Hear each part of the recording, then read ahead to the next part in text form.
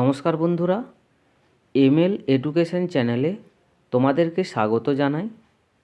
আজকে CTET primary ও upper primary TET, BA, BEd, MA ও ডিএলএড স্তরের একটা গুরুত্বপূর্ণ বিষয় ফর্মেটিভ এবং সামেটিভ ইভ্যালুয়েশন অর্থাৎ গঠনগত এবং সমষ্টিগত মূল্যায়ন সম্পর্কে আলোচনা করব।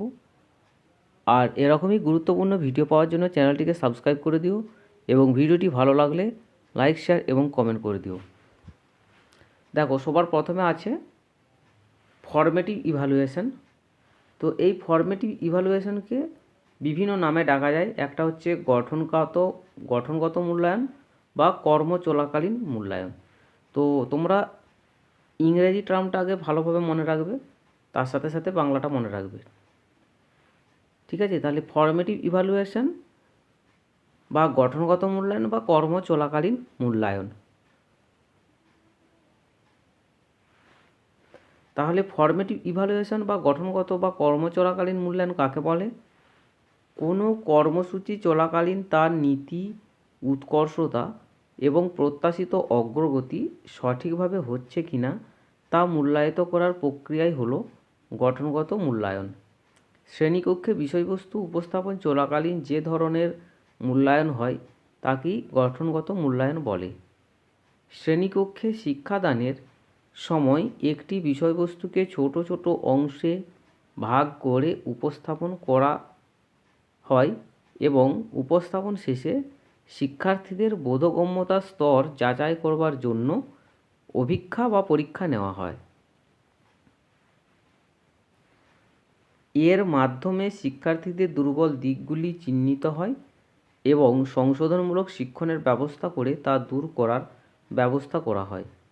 এই মূল্যায়নের সাহায্যে শিক্ষক শিক্ষার্থীদের জন্য উপযুক্ত পদ্ধতি, কৌশল ও উপকরণ নির্বাচন করতে পারেন এবং বিষয়বস্তু যৌক্তিক বা লজিক্যাল ক্রমবিন্যাস ঘটাতে পারেন। ফর্মেটিভ ইভ্যালুয়েশনের জন্য পাঠ্যাংশের উপর পরীক্ষা, কুইজ, গৃহকাজ, শ্রেণী কাজ, মৌখিক প্রশ্ন ইত্যাদি ব্যবহার করা হয়। প্রতিটি পাঠ্যাংশের প্রত্যাশিত শিখন সামর্থ্যগুলি কী পরিমাণে অর্জিত হয়েছে সে সম্পর্কে তথ্য কর্মচলাকালীন মূল্যায়নে বিশেষ প্রয়োজন। তাহলে এটা গেল তোমার ফর্মেটিভ ইভ্যালুয়েশন বা গঠনগত বা কর্মচলাকালীন মূল্যায়ন। এরপর সামেটিভ ইভ্যালুয়েশন সম্পর্কে আলোচনা করব। দেখো, সামেটিভ ইভ্যালুয়েশনকেও বিভিন্ন নামে অভিহিত করা হয়, যেমন হচ্ছে সমষ্টিগত মূল্যায়ন বা চূড়ান্ত মূল্যায়ন বা কর্মসমাপ্তিতে মূল্যায়ন।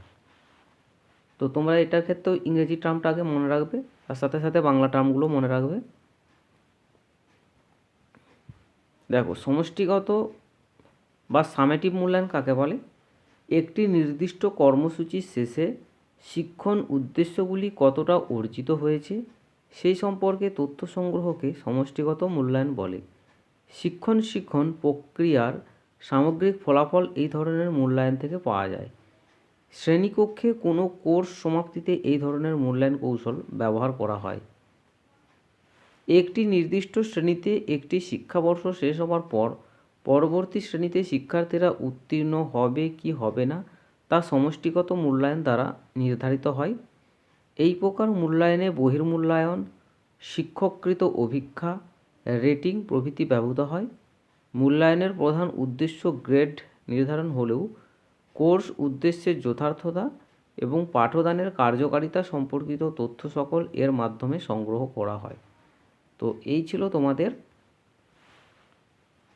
ফর্মেটিভ বা গঠনগত এবং সামেটিক বা সমষ্টিগত মূল্যায়নের ধারণা। তো এখানেতেই ভিডিও শেষ করছি, পরের এপিসোডে আবার দেখা হবে। আর ভিডিওর মধ্যে যদি কোথাও কোনো ভুল হয়ে থাকে তো কমেন্ট বক্সে অবশ্যই জানিয়ে দেবে।